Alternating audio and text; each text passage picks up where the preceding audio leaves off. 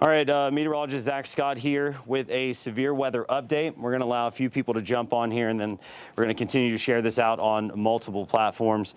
Make sure we get the word out there.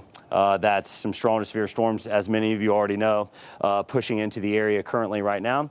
And we're tracking the threat of some damaging wind gusts, and then also the potential for some damaging hail.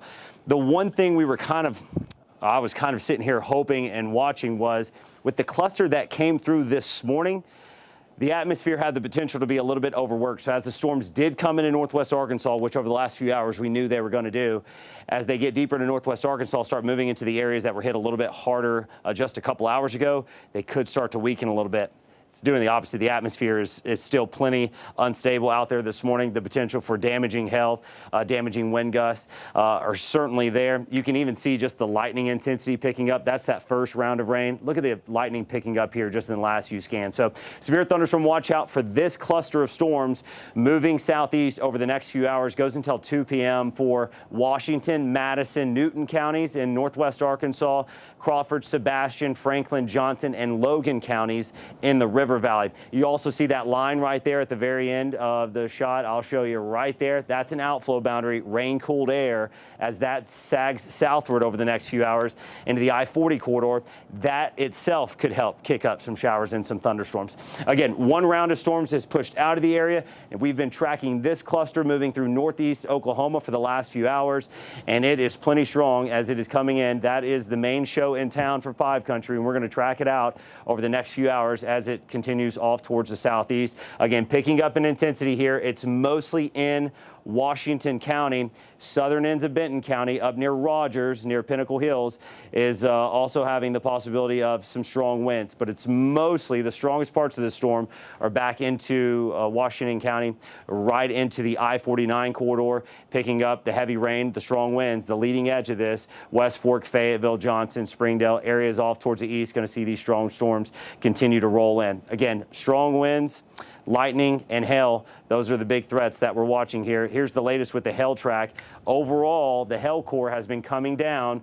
It's been moving further south, and the intensity's come down a little bit, but it's pulsed up and down a little bit as it's crossed the Oklahoma state line into Arkansas. This is southwestern Washington County hail core to the south of Lincoln. This is where we have the potential of 2-inch size hail. That's the size of eggs. So anywhere from quarter to egg size hail, it's going to be possible there to the south of Lincoln. That hail core will stay well to the south of Fayetteville. It's moving towards West Fork, to the south towards Winslow, which was already hit hard with potentially up to tennis ball size hail earlier this morning, around 3:30 to 4 a.m. this morning. Also, we've got to watch for the potential of some damaging straight line winds. Where you see the brighter greens here, that's where we have the strongest winds. Good thing is, look at that. You see the brighter blues, kind of greens and blues showing up in northwestern Washington County. You're not seeing those now. Still some gusty winds for sure. The potential up to 60 miles per hour is definitely there. Wouldn't be shocked if we're seeing at least 40 mile per hour wind gusts pushing through I-49 right now.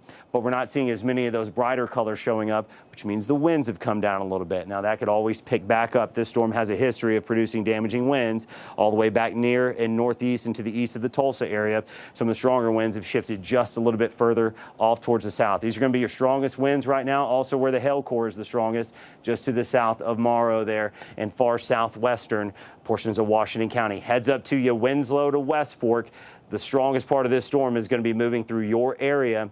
So if you live in these areas, you've already been hit a couple times this morning.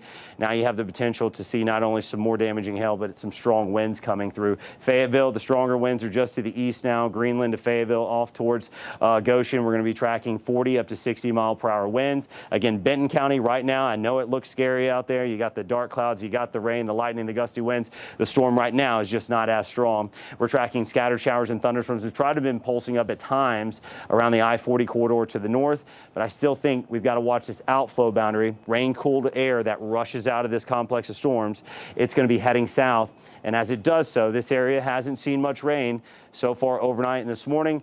As that outflow boundary continues to come towards the I-40 corridor, the Arkansas River Valley, it's going to have the potential to kick up some stronger storms a little bit later on. That's why, even though you're sitting there saying, well, that cluster is not going to hit us, we're still going to watch this outflow boundary could extend back to the southwest and get into parts of the Fort Smith Van Buren area. That's why you're under that thunderstorm watch here for the next few hours. Going to continue to track this out as we go through the rest of the morning. We're doing live updates on your CBS station. Stick with us. We'll keep you ahead of the